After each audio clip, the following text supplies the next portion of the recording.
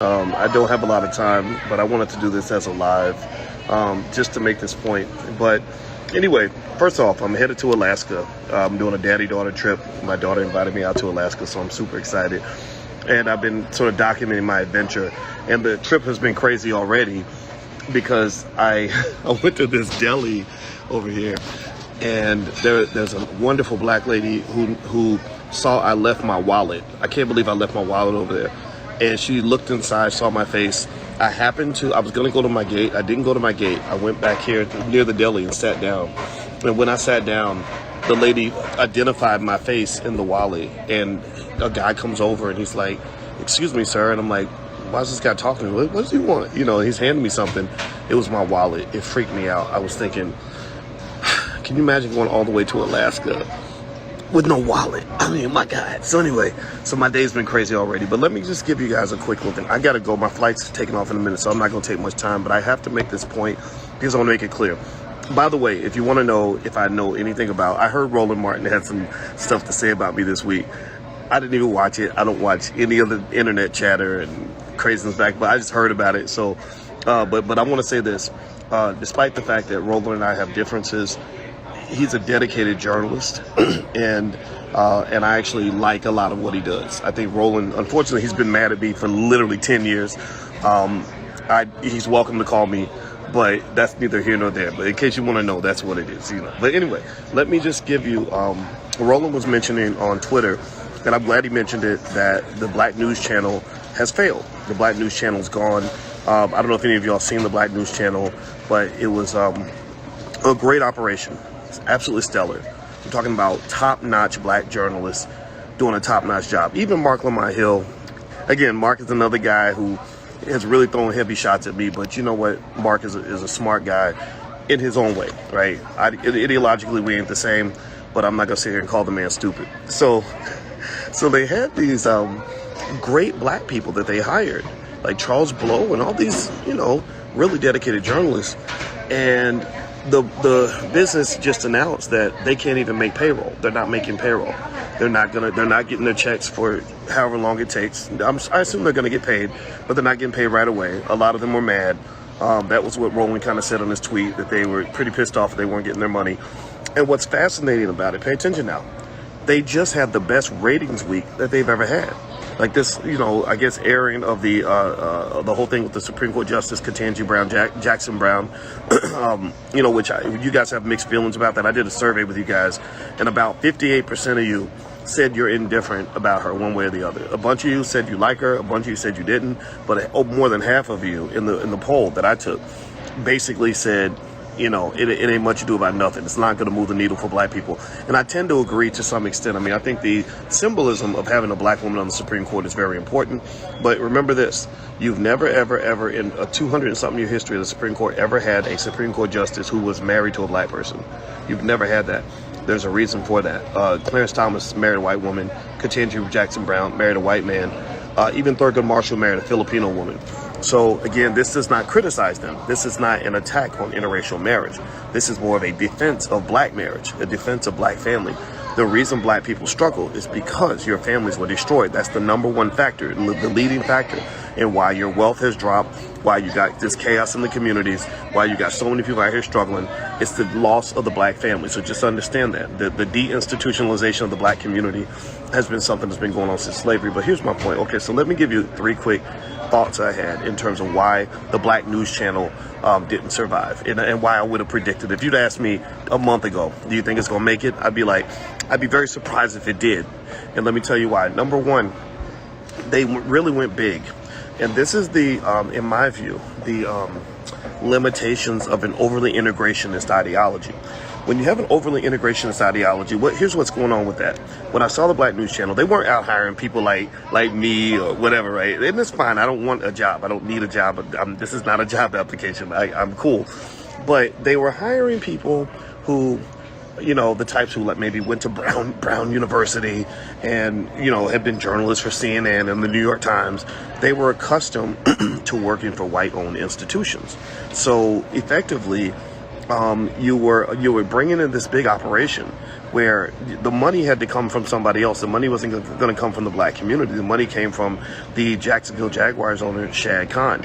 So what happens to me is that when you have an overly integrationist mindset, you tend to copy white people. So what I saw at the Black News Channel, not a criticism, not a dig. Their journalists were very thorough. They tried really hard to be balanced. They did an interview with me. They were completely fair. I have nothing negative to say about them in that way, but you can't copy white people in your business models. It doesn't work. You can't copy them. And the reason is because they have so much money. So this operation was too big to begin with. I remember sitting there thinking, they're investing a lot of money in building up this channel.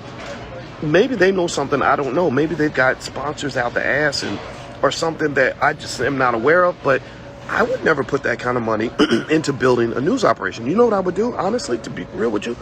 Roland Martin actually has it figured out. Again, Roland, he can be a turd sometimes, but Roland has it figured out. He scaled down the cost, right? He went straight digital, straight internet.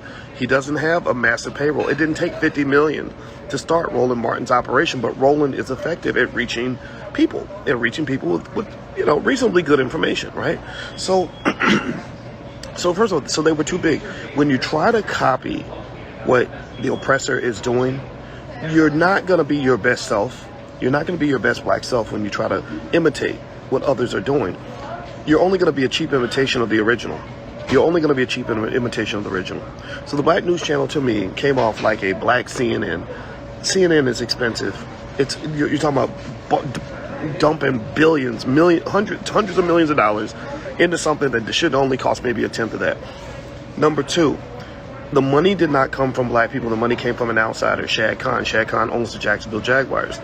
An outsider ain't going to have the same interest in investing in this company as an insider. An outsider is thinking, how can I get the bag? The outsider is thinking, how can I get paid?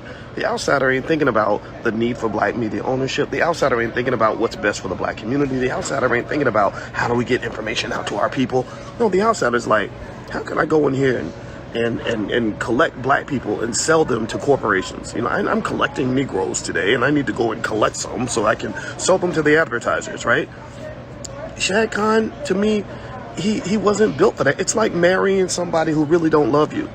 It's like marrying somebody who doesn't care about you, right? They care about your money, or they care about your booty size, but they don't really love you. They're not going to visit you when you're in the hospital. They're not going to stand by you if you get locked up. They're not going to stick by you if the relationship goes bad. The minute things get hard, they bounce. So this marriage, to me, was doomed in the first place because Shad Khan is Pakistani. He has no interest in making long-term economic sacrifices for the black community. Nor should he. He's Pakistani. He's probably taking care of his own. I respect that. I'm not mad at the guy. I respect that. Number three, when you're talking about investing in something as significant and something as sovereign, something as critical to black national security as the development of a black-owned media outlet, you have to have what we call a double bottom line.